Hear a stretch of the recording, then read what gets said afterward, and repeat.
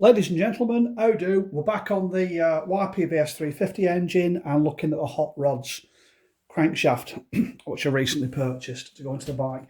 I decided to put a brand new crank in.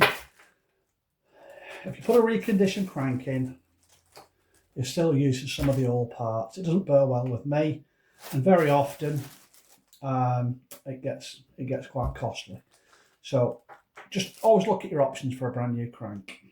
What's the differences with this with a normal YPVS crank? Well, one thing it said on the box, which was, what were the words they used? Fully rebuildable using genuine hot rods parts. What they're saying here is the big end pin on the 350 power valve originally is part of this web. Okay, it's a machined part of that web and it cannot be pressed out. However, on the hot rods crank, I don't know if you can see it, you can see the big end pin. So this crank can be split without having to, scrap. Normally you'd have to probably scrap your centre web if you're having a crank rebuilt. So you can put a pin in, put your conrod kit in, etc. So I like the idea of that. I sort of understand why Yamaha made it integral. But there we go. It's, you've got a press out pin so that can be rebuilt. What we have on the bearings here, if I turn these round, we don't have the pegs on for locating the bearings in the cases. Okay, here. Now, you think that's not a good idea, but what they've done is they've used a raised O-ring. So when you put your cases together, it clamps up against that. Now your pin is to stop your bearings rotating in the cases. Well, if you got to the point where it's doing that, things are pretty bad anyway.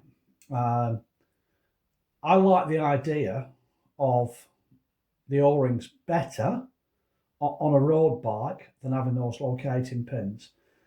Same on this side.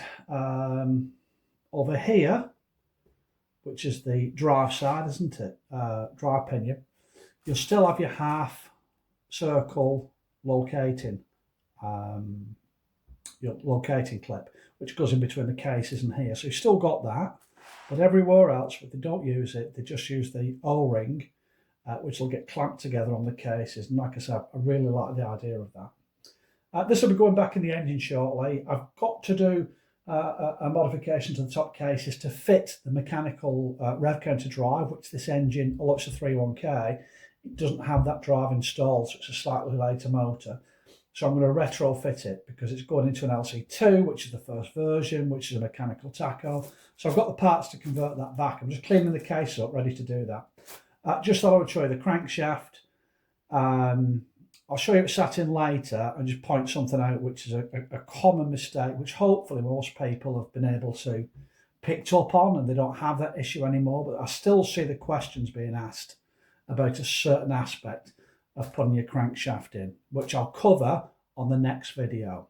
It comes with the, just sidetracking, it comes with the little end bearings as well, which is also great news. And if you look around, there's some good deals to be had. Okay, there's some bad ones to be had, but some really good deals to be had. So look around. Ladies and gents, look after yourself, look after your family, enjoy your time, and obviously come back and see my videos and like them and look at the other ones I'm put up on YouTube. I'm restoring a very rare Formula 1 two-stroke race bike on there. Get onto that, have a look at that. And the last bit is, of course, which we always do, is be lucky.